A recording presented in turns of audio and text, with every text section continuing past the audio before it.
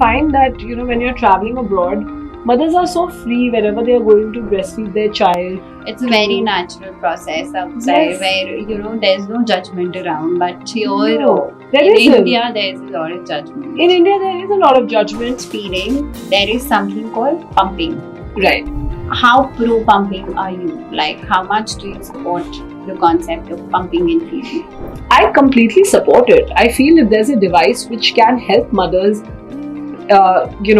alleviate their stress a little bit and help to kind of, withdraw milk. In the series of Wellness Whispers with Priyanka, today I have with me a very special guest, Ankita Malik, a CAPA certified lactation educator. August being the month of the Breastfeeding Awareness Month, I would want to welcome Ankita to the show and talk about the various benefits of breastfeeding. Thank you so much, Priyanka, for including me in your wonderful initiative. I'm so excited to be here. Thank you, Ankita, for actually coming and agreeing to make the audience more aware of something so important and so crucial. It's a pleasure. So, Ankita, we all know that breast milk is gold. Absolutely. You being in your field since so long and working with new mothers all the time, what's your take on it? Like, why is breast milk known to be the primary source of nutrition for babies until the age of 6 months? So you being a nutrition expert, who would know better than you about this, but like we all know, from times immemorial, our human body is a miraculous thing. And our bodies are designed by the Almighty or by God or in whatever way, in a biological manner, where mothers produce milk for their young ones. All species of mammals, they produce milk for their young ones.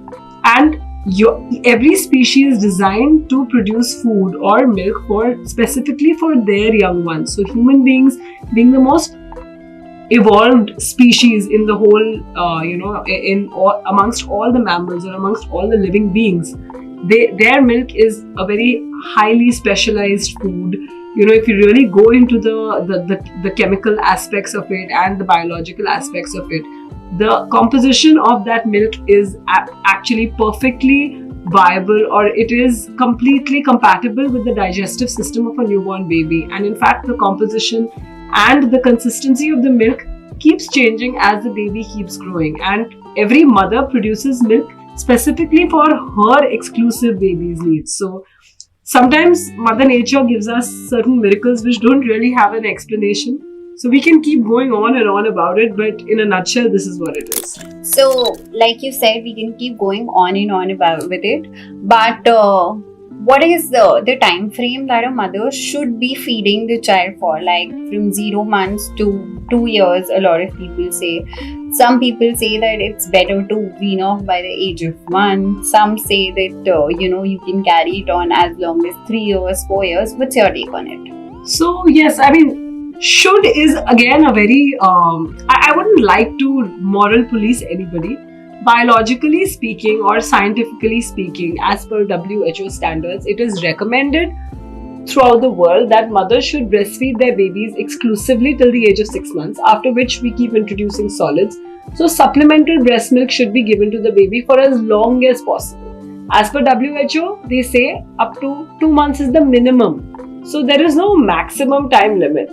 Mothers, we all in India especially, we tend to straight away run to cow's milk because that is just how it's considered superior. It's considered superior, but in reality, human milk is meant for human beings. Cow's milk is meant for the cow's baby, for the calves. It's not meant for human beings really.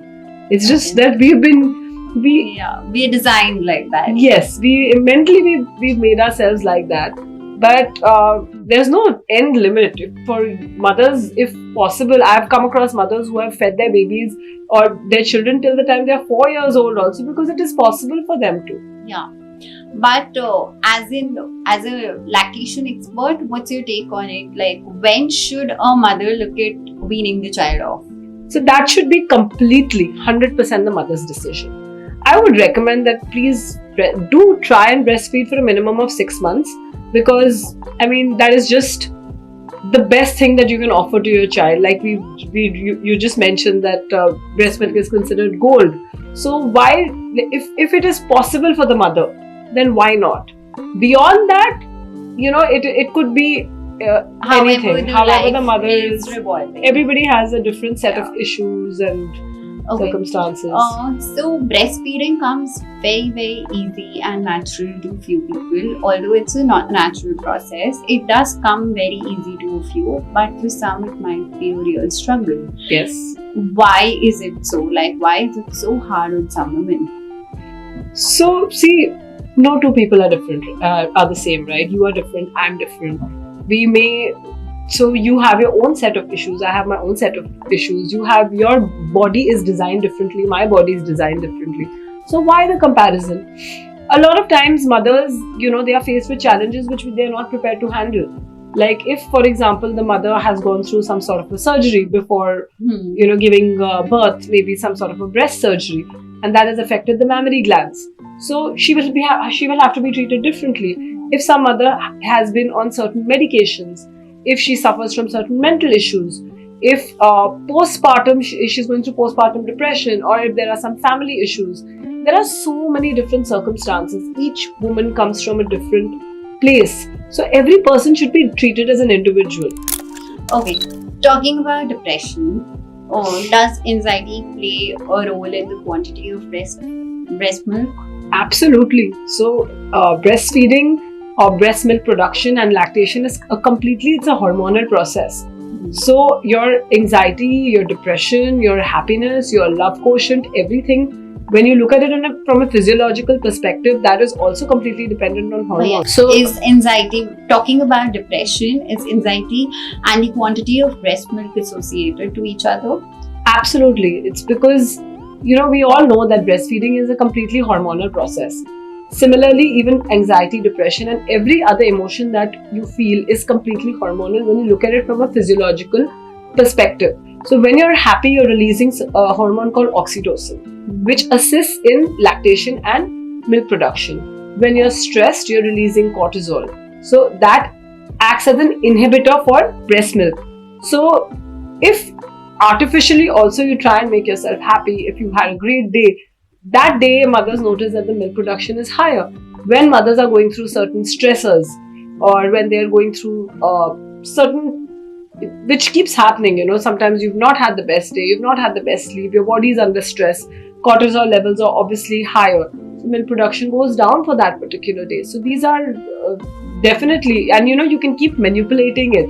If you genuinely try deep breathing, or you try and make yourself happy, automatically your milk production goes high. So a lot of times I tell my clients to do that. Okay, so do you actually suggest your clients to go in for meditation and relaxation techniques so that their milk supply is boosted? Absolutely. I think through all walks of life, through every phase of life, today's day and age especially, we all need to have some sort of a meditative practice. If nothing else, at least controlled and deep breathing. So whenever you're going through, every time a mother comes to me with some sort of an anxiety issue or a milk supply issue, the first thing I tell her is, whenever you feel stressed, take 5 deep breaths and then tell me how you feel. Okay. So what is the best time to actually consult a lactation expert for any lactation issues? Do you actually tell clients that it would be preferable for them to consult before delivery or in the early days of delivery? See, I'm so glad you asked this question. Being in the healthcare industry, for both of us, for us, we believe prevention is better than cure. So a lot of your stresses, a lot of your anxiety, etc., can be controlled if you're mentally prepared for what is to be expected. So I always suggest that during pregnancy itself, before you are faced with issues, try and get your lactation counseling session done so that you know what to expect. A lot of times, what we feel is an issue is actually not really an issue. So this happened with me. During my pregnancy, I consulted, it was my first child, so I consulted a lactation educator, and before delivery. Right. Honestly, when I delivered the child, I kind of felt that there is no link because it's a new world altogether. Absolutely. Breastfeeding is so different. I mean, how much ever videos you see or whatever you read, because it looks very simple, it sounds very simple, but dude, it's a completely different ball game. It's so difficult. It's just so difficult. It can drain the mother out completely. It will drain the mother out because there's no chutti. You're constantly at work. 24/7 at work. Plus, you've gone through so much. Your body has gone through so much. It needs rest and recovery. There is no sleep. There is no rest and recovery. Which brings me to when there is no sleep that a mother is getting. Does the sleep actually affect the milk supply? Yes, like I said, sleep definitely affects the milk supply because cortisol levels will go up when there is a sleep But a new deprivation. mother is not sleeping, like practically not sleeping. See, you have to design your life in a way where you follow the baby's lead. So when the baby is taking a nap, I know it sounds challenging, and it's you have to keep giving yourself that self-talk that this is just a temporary phase. Take naps in the day. Don't bother about social obligations and what time and it's not appropriate to take a nap. Whether it's 4 in the afternoon or 4 in the morning or 5 in the evening or 11 in the morning, it doesn't make a difference. Rest up where you can. Sleep when the baby is sleeping. Yes, as and when you can. So that's your mantra, like sleep when the baby is sleeping for a better milk supply. Absolutely. My mantra would be follow the baby's lead. Please don't try and make the baby follow you because that's not gonna happen. Initially, it's not going to happen. Yes. Later on, you can do whatever you want to. There's another thing which I wanted to speak about. We were having this very interesting conversation about how, when you went for a lactation counseling session before the baby was born, and then, when your baby actually came, you didn't know what to do. Yeah. So, this is something which I really want to speak about because what happens is that we follow everything by the book. We go to Dr. Google that, okay, fine. Yeah. You Google everything that what is to be done, what should I do if faced with this problem. We are watching 10,000 YouTube videos. I'm saying that, but I myself do it. But what happens is, does it really prepare you for what is to happen? Because right now you're just going by the book. It's very theoretical and it sounds correct like that. When it's actually happening to you, you forget that, okay, I'm sleep deprived, I'm exhausted. There are 10,000 emotions attached. I've had a fight with my husband. I've had a fight with my japa maid. I'm getting irritated with my mother-in-law. Could be many other issues also. Could be other family stressors also. So it's very important to not just get that session sorted with your counselor from before, but also to have a follow-up session once the baby is born. And a session before is, I would suggest very strongly to go for it because at least you have a go-to person. Someone you can trust. Yeah, so basically a person to fall back on. Absolutely. And why not? When help is available. Yeah. Like when we gave birth, in our time, not so much of help was not available. There was a lack of awareness, definitely. Yes, in terms of lactation and in terms of nutrition. Yeah. So Totally. like I've had very strange problems where this lady comes up to me and tells me that it's been 2 weeks I've given birth and I don't feel like having sabudana anymore, but my mother-in-law insists that doodh sabudana aapko every day khana hai. For a better milk supply. For a better milk supply. Okay. Can I answer that? Please. Okay. I agree that sabudana kheer is something that boosts the milk supply. I also recommend it to a lot of clients. But then whenever we are recommending anything, it does not mean that's the only thing that can boost the milk supply. A lactation-based diet can help you boost supply with a lot other things. It's just if you're reluctant to not having something, or you just grown an aversion to food because you're having the same food every day, then the best thing would be to space out from it. There are a lot of other options. You can always ask for help. You can always reach out to your nutritionist, and also there is enough information available on social media also, so you can look up for that as well. And moreover, Ankita, I would really want to know, as I suggest all my postpartum clients, that hydration is the key. Oh yes, I was just going to ask you about that.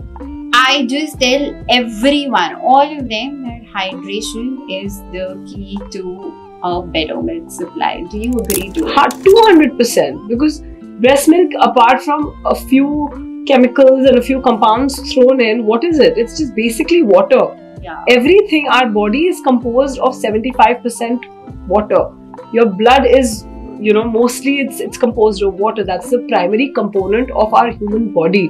And milk is, how can you produce milk if your body is dehydrated? So there is a huge, very strong myth which I love busting, but tell me your thoughts on it. That the more milk you drink, the more milk you make. Is that a fact? I really don't think so. Otherwise, the cows would be drinking their own milks rather than having, grass or other vegetables. Exactly. It's just so funny. People are bound with these thoughts that the more milk you drink, the more milk you produce. I used to follow a mantra which really helped me breastfeed my child. I used to have a glass of water just 15 minutes before I'm going to feed my daughter. And that really used to work wonders. So I think that really worked for me. Do you think that helps women? Big time. I think hydration is, when you're, in any case, I think mothers are so prone to dehydration postpartum because they're losing so much of water through sweat, blood and milk. Yeah. So it's, because of the play of hormones. So they really need to hydrate in order to feel normal also. Otherwise you feel very, when you're dehydrated, it's not a very comfortable feeling at all. And when there's no water in the body, from where will the milk come? How will it produce milk? So, what is usually people say? Always feed on demand. Or pediatricians say that keep a gap of 2 hours. Even if the child is crying, do not feed milk. Keep that 2 hours ka gap. That is the advice that I got from my pediatrician. That do not feed on demand and keep a gap of 2 hours. Even if the child is crying. I'm sure it was a male pediatrician. Yeah. So again, on by the book, on paper, theoretically, this sounds so doable and easy. 2 घंटे के gap में ही आप दूध पिलाओगे. When the baby demands milk. Now, how do you figure out when the baby is demanding milk? The child is screaming and crying. Yeah. And when the baby is like throwing its head back and going red in the face, but the mother is traumatized. So I myself am a mom. I've gone through a situation where my son is crying, I'm crying, my husband is also close to tears because you don't know how to control the situation. Yeah. So why let it reach that point? Exactly. I would say when in doubt, just offer your breast, just offer to feed. If the child is hungry, the child will take it. If the child is not, the child will reject. Why just go on the basis of trial and error? For a newborn baby, just the way the baby is new into the world, you are also a new parent. Yeah. So give yourself some time and space to get accustomed to motherhood and keep working on trial and error. You can't go wrong with feeding in the sense that if you're offering milk, the baby takes it. That means obviously there is some room, right? Yeah, exactly. And if I'm hungry or if you are hungry or if any of our family members are hungry, maybe 1 o'clock is lunchtime, maybe they are really hungry at 12. What do we say? No, 1 is lunchtime, you can't touch food. Exactly. So that's just mean, right? Yeah, that's not fair. Okay. Apart from breastfeeding, there is something called pumping. Right. How pro pumping are you? Like, how much do you support the concept of pumping and feeding? I completely support it. I feel if there's a device which can help mothers, alleviate their stress a little bit and help to kind of, withdraw milk and not resort to formula feeding, I would completely support it if there is something like that available. And again, there's a lot of drama and a lot of myths and a lot of contention. It's a huge point of contention, the breast pump. And by the book, again, it is recommended that babies should be directly fed by the mother because that is the best way in which, the milk composition also can be manipulated. Yeah, so which I agree. Yeah, but nowadays a lot of this is happening that breasts are completely being replaced by pumps. So what's your take on that? Should one completely replace?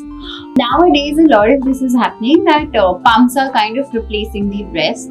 Should that happen? Like, do you favor that? See, I would suggest that use the machine as a machine. Use it as a device to help you, as a something which you can fall back on and something which is there to uh, it's to assist you, not unless of course there are certain situations where there is no other way out. If the mother really wants to provide her milk but she's unable to, there is a latching issue, or for whatever reason the mother and the child are separated. So in those situations, it's a different thing. It completely depends on the circumstances. But under normal circumstances, if you ask me, I would suggest try and directly breastfeed as much as possible, and keep the pump handy, that as and when, okay, for example, if the mother is in tremendous pain, or she is not available, or she has to step out for something, or she has to start working and she is not available to constantly be there to give breast milk, then the pump should be there to assist her, to help her, not as a device where it completely replaces. Okay, what about alcohol and breastfeeding? While breastfeeding, can a woman have alcohol, not have alcohol? There are contradictory answers everywhere. Oh yes, this is a huge point of contention, and there are studies which say that it's not harmful to have 2 units of alcohol a week, and or some of them say even more, because it is judged by the amount of the percentage of the blood alcohol of your blood alcohol. So the amount of the percentage which is there in your blood is the percentage which goes into your milk, which is generally quite negligible. So that's why there are contradictory studies. There are certain cases which have shown that okay, it is not supposed to be, it can cause detrimental effects later on in life. So I would always, when it comes to your child, always take the safer route. Alcohol can be avoided for that period of time while you're breastfeeding. But if there are situations where the mothers do want to let their hair down, or they want to step out, so after the 6-week japa is completed, or after 2 months postpartum, if the mother wants to step out and have a drink or two, she should just restrict it. Like just stick to something like a red wine which has antioxidant properties, or a beer where the alcohol content is a little less, and limit the amount of alcohol, because too much of alcohol can never be yeah, it does no good. It does no good. So okay. And so there's a lot about breastfeeding, and there's a social stigma still associated to breastfeeding. What's your take on it? Yes, it is. It's very sad, but in India and in our city, Calcutta, I find that, when you're traveling abroad, mothers are so free wherever they are going to breastfeed their child. It's a very natural process outside, Yes. where, there's no judgment around. But here, No, there in isn't. India, there's a lot of judgment. In India, there is a lot of judgment, and I think, it's very sensationalized, and because it concerns the woman's private parts, like the breast, it's very sexualized, which unfortunately I think it's quite sad. And though the change is happening, it's a little slow, but it is happening, where there should be spaces available in malls and in other public places where mothers are able to breastfeed their child. Freedom to feed, basically. Freedom to feed. And even if you're going to a public place, let's normalize this. Let's not stigmatize something as normal and as healthy as breastfeeding. Breastfeeding is good. And our children and people around us, when they see breastfeeding, when they see a mother breastfeeding their baby, they should normalize it. Because that's just how Mother Nature has made us. That's how you're supposed to feed your young ones. Okay, so a lot of mothers come to me and say that I'm not feeding my child anymore, even after 2 months, 3 months postpartum, because they don't have enough milk supply. I always thought it's a demand and supply thing. Like the more the child demands and you supply, the more your quantity You're increases. absolutely right. Then how is it that a mother feels that she's not being able to fulfill the demands of the child? Okay, there are 2 things to this. This is the most common problem where people come to me as well. So when a mother is breastfeeding her baby, we must understand that the baby is probably, an average baby's weight is 3 kgs when the baby is born, right? We always expect that, okay, we'll produce a lot of milk and it will practically be flowing out. But in proportion to the baby's size, the baby's tummy size will also be only about the size of what? Smaller than a cherry also. So only so much and no more milk needs to be produced to satiate the baby's hunger. Yeah. So even if you're not seeing a supply of milk which is flowing out, it shouldn't really bother you. This is the main issue which women have. Secondly, they feel that the child is not getting full. Now what happens is, because it is the fastest stage of growth and development, babies get hungry very quickly, because they keep, you have to keep feeding the baby. So the mother feels that uska peti nahi bhara, it's not getting full, there's a problem with me. But in reality, it is just the baby's digestive system which is working on overdrive, because the growth and development is so rapid at this stage. So that's why there is a sense of confusion, because there's so much frequent feeding and unable to see human beings in general, the way we all have been brought up. It is drilled into our heads that we wake up in the morning, we have our breakfast, then we have our mid-morning snack, then we have our lunch and all of that, and at night we sleep. Now babies don't follow this pattern. They have come into this earth without this knowledge, okay, this is the routine that I follow. For them, whether it's day or it's night or it is lunch or dinner, it's all the same. Yeah, they're just hungry whenever they're hungry, and gradually they fall into a space of routine and they understand how it functions. But in the early stage of life, it's just difficult for them to understand anything, and they demand.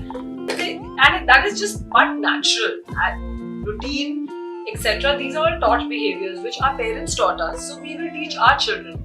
But that happens at a much later stage.